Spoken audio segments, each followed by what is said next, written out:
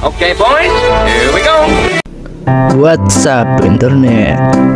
Kembali lagi bersama Mimin yang ganteng ini di ngoceh film tentunya. Tak lupa Mimin selalu doain kalian semua selalu dalam keadaan sehat dan bahagia ya. Oke, di hari ini Mimin akan menceritakan alur cerita film yang berjudul Just Call Me Nobody. Film ini dirilis pada tahun 2018.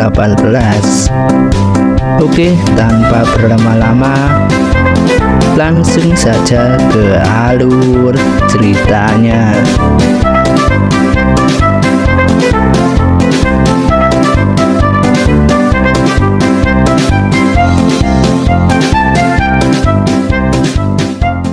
Film dibuka memperlihatkan sekumpulan orang memburu Woody yang dijadikan sayembara. Tapi dalam sekejap ia menghilang bersama semburan air.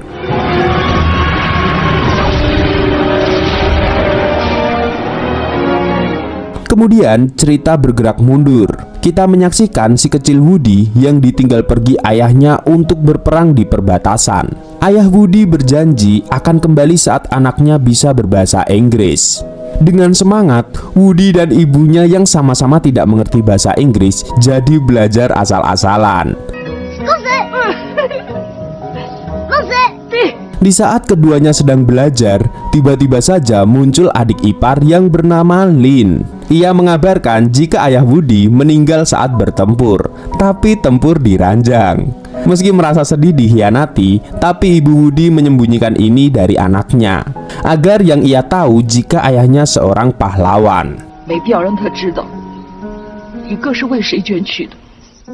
Bertahun-tahun berlalu, Woody tumbuh menjadi anak berbakti yang kerjanya menjadi tukang sepatu. Meski sangat menyukai ilmu bela diri, tapi ia tidak belajar karena ibunya tidak mengizinkan. Itulah kenapa Woody suka membaca komik jurus-jurus kungfu, termasuk kiatnya ngintip-ngintip komik edisi terbaru.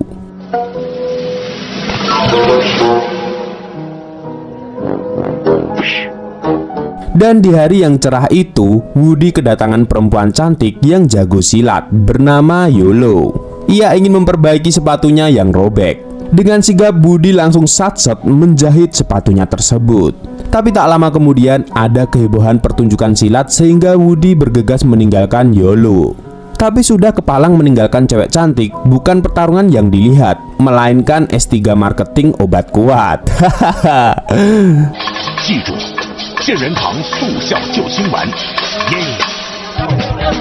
Kemudian Woody kembali berjumpa dengan Yolo saat tidak sengaja melihatnya bertarung dengan orang mesum bernama Tian Baguang. Alih-alih membantu, Woody malah dengan konyolnya melempar pedang yang menancap di kaki Yolo.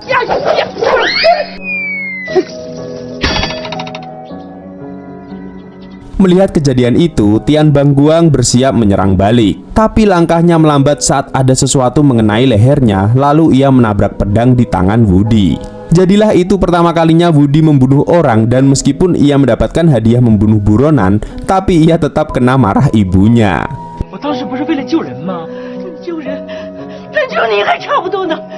Dari situlah Woody ingin kabur dan mengembara ke gunung sekalian mengembalikan sepatu Yolo yang tertinggal. Dengan tingkah-tingkah kocaknya, Woody melintas lautan, mendaki lembah dan menumpang kapal. Ia menggendong kakek-kakek renta yang nantinya akan membuatnya sakti mandraguna. Kebetulan di kapal itu ada dua perampok abal-abal yang ingin merampas uang para penumpang. Meskipun suka menggertak, tapi sebenarnya dua-duanya tidak punya kemampuan. Mereka pun terlibat masalah dengan Woody karena si tukang sepatu ini tidak mau memberikan sepatu Yolo. Akhirnya, kedua orang ini mengajak berduel dengan taruhan nyawa.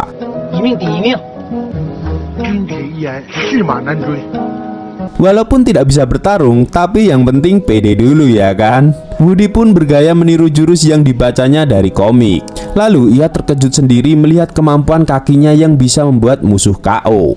Dan anehnya lagi, kekuatan Woody kian bertambah saat ada kacang-kacangan masuk ke tubuhnya. Tak diduga, kemenangan diraih Woody.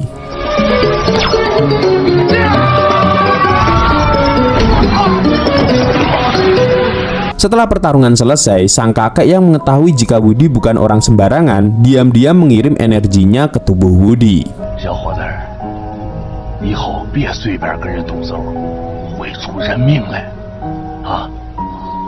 Saat turun dari kapal, Woody mengembara sendirian dan sialnya bertemu dengan wanita yang ingin balas dendam karena Woody sudah membunuh Tian Bangguang. Saat cewek yang lebih muda memancing Woody untuk tetap di sana, adiknya mencari racun dalam kotak. Lalu dengan kerjasama dua saudari ini, si adik melempar racun ke Woody yang malah berbalik terhempas angin ke arahnya. Karena ini, ia akhirnya terbunuh oleh aksinya sendiri. Sang kakak yang marah lalu menyerang Woody karena sudah membunuh adiknya, meski lagi-lagi tanpa disengaja. Woody terus berlari sampai di ujung jurang dan terdorong jatuh ke dasar. Di dasar jurang, Woody bertemu dengan ahli bela diri yang mendedikasikan hidupnya untuk ilmu silat. Melihat ada Woody, pria itu seketika ingin menyantap Woody. Tapi ia malah dikejutkan dengan tenaga dalam Woody.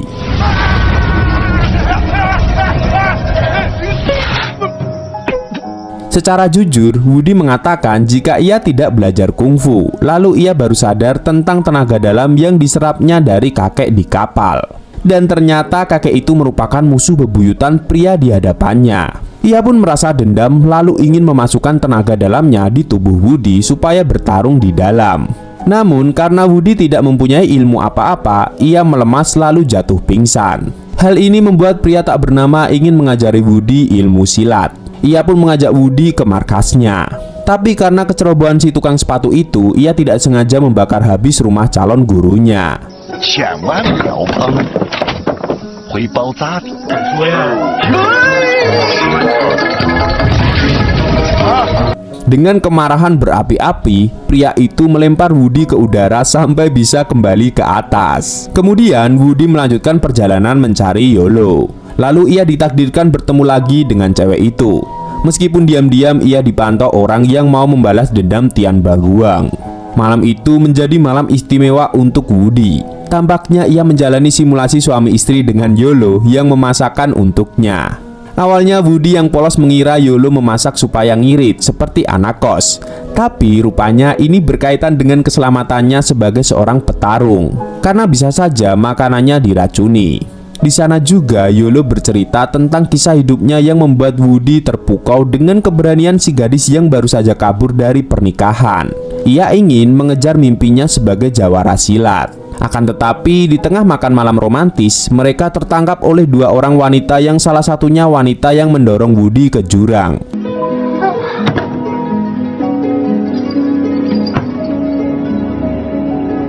Mereka disekap dan diikat lalu dipaksa meminum ramuan yang sudah dimantrai.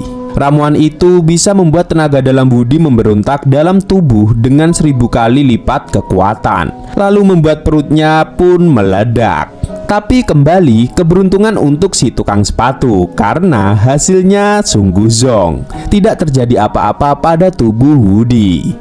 Wanita itu pun menjadi kesal dan menodongkan pisau pada Yolo terlebih dahulu. Tapi ia malah diberi beberapa tips kecantikan yang membuatnya terlena. Dan saat kesadarannya kembali, wanita yang ternyata pacar Tian Bangguang bersiap membunuh. Tapi kalah cepat dengan serangan mendadak dari biksu kecil. Rupanya biksu kecil adalah orang yang ditemui Woody di kapal.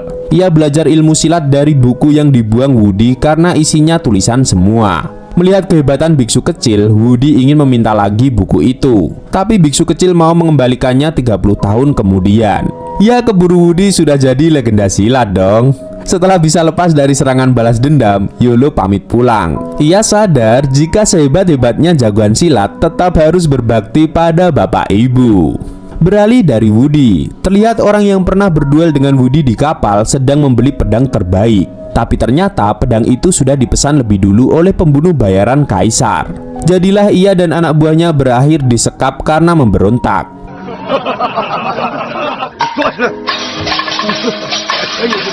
Dan kembali pada Woody, ia tidak sengaja melihat Yolo yang seharusnya tidak ada di sini. Tapi ia tetap mengejarnya sampai masuk dalam jebakan. Rupanya ini adalah siasat pembunuh bayaran kaisar untuk menangkap Woody. Meski sudah dipatahkan, tapi leher Woody ternyata lentur karena kebiasaan ngintip komik edisi terbaru. Namun karena sudah tertangkap, ia kemudian dimasukkan dalam ruangan bersama penjahat di kapal yang langsung tunduk saat melihat kedatangan Woody. Karena bernasib sama, mereka pun sepakat untuk berteman mulai dari sekarang. Sementara itu, Yolo mendapat pesan ancaman untuk mengikuti turnamen silat jika tidak ingin Woody mati. Dan beranjak meninggalkan Yolo, dalam kekaisaran sendiri ternyata ada jenderal yang mana merupakan ayah Woody. Ia tidak meninggal saat bermantap-mantap, melainkan sengaja merahasiakan keberadaannya. Jenderal yang baik terpaksa berkonflik dengan Qasim yang mempunyai rencana jahat terhadap kaisar. Ia pun diancam untuk tidak buka mulut jika tidak ingin anaknya mati.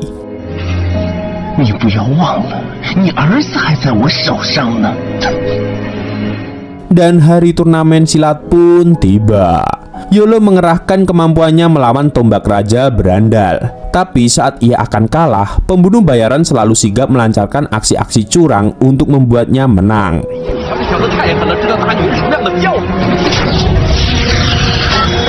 Begitupun pertarungan-pertarungan lain, seperti saat ia hampir dikalahkan penjahat ajaib berkekuatan benang, seperti Doflamingo. Penjahat itu hancur setelah kekuatan telapak raksasa dari pembunuh bayaran.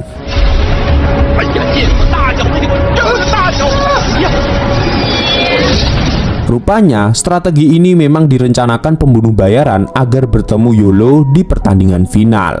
Beralih sejenak dari Yolo, Woody akhirnya berhasil lolos kabur bersama tahanan lain. Akan tetapi, mereka terkena panah dari pemanah misterius. Di sana perampok itu meninggalkan pesan agar Woody meneruskan marga Dugu sebagai harta warisan keluarganya. Kiranya pasukan pemanah semakin mendekat dan barulah diketahui jika mereka para pembunuh yang mengikuti sayembara untuk membunuh Woody. Dan kita kembali ke adegan pertama film ini dibuka. Woody menghilang setelah semburan air. Sementara ayah Woody yang mengetahui anaknya menjadi buronan meratapi nasib buruk anaknya. Lalu kembali ke pertandingan. Tibalah saatnya Yolo melawan pembunuh bayaran kaisar. Setelah menghipnotis Yolo, pembunuh itu berpura-pura mengalah. Ternyata siasat itu membuat Yolo berniat membunuh kaisar.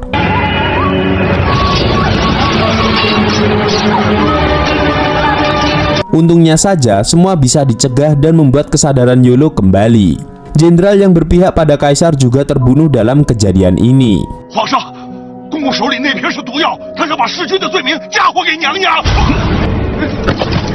Usut punya usut, ini rencana kudeta dari Qasim atau pelayan kerajaan yang bekerja sama dengan pembunuh bayaran untuk menumbangkan kekuasaan kaisar. Setelah kaisar dan Yolo di bawah kuasa Qasim, Woody datang bak pahlawan akan menyelamatkan Yolo. Tapi hanya dengan tipuan angin tornado, tubuhnya terlempar dan melayang jauh. Kiranya keberuntungan Woody terus mengalir dalam darahnya. Alih-alih mati, ramuan pacar Tian Baguang mulai bekerja di tubuhnya dan membuat organ-organ dalamnya bergejolak, lalu menghasilkan tenaga ekstra. Dengan kepercayaan diri, Woody kembali ke medan pertarungan dan mengejutkan semua orang dengan jurus bayangan Kagebunsin no Jutsu. Dimulailah aksi pertunjukan jurus-jurus kungfu yang dikuasai Woody dalam sekejap. Woody membuat Qasim kewalahan dengan jurus kaki elastis 1000 bayangan, bahkan yang paling ajaib bisa menjadi gepeng.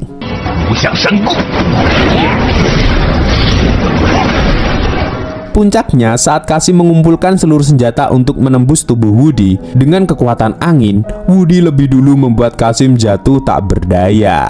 Setelah berhasil mengalahkan Qasim yang ingin kudeta, kaisar memberikan hadiah pada Woody. Tapi Woody hanya meminta agar kaisar tidak memaksa untuk menikahi Yolo karena gadis itu belum mau menikah, melainkan ingin mengejar cita-citanya. Namun niat baik Woody dibantah Yolo yang bersedia untuk menikah dengan kaisar. Tampaknya hal ini membuat Woody patah hati mendalam. Hatinya sungguh hancur berkeping-keping mengingat saat-saat indah bersama Yolo. Ia pergi mengembara tapi terus teringat Yolo. Hingga akhirnya gadis itu datang di hadapannya setelah lagi-lagi kabur dari pernikahan karena ia mencintai tukang sepatu yang menjahit sepatunya. Woody tidak bisa menahan air matanya dan mereka pun hidup bersama selamanya. Pak Camat kecantol kawat dan film pun tamat.